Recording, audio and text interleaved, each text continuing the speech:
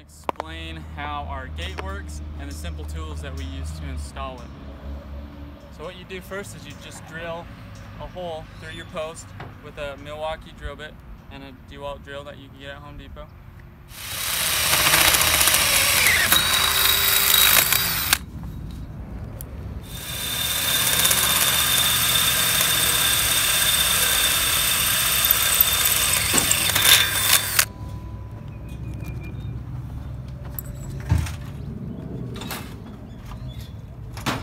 This is a J-bolt hinge design with a female end.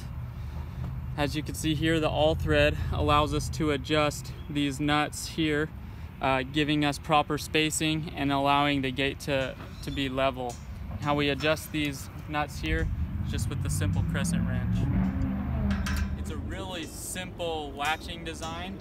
What we use is a chain keeper and chain. Simply the chain keeper. The chain wraps around and goes right into the keeper.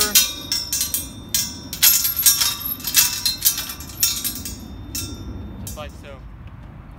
People ask how durable our gates are. This is our 4-foot 5-rail gate. Stand on it, doesn't budge. It's a great heavy duty product.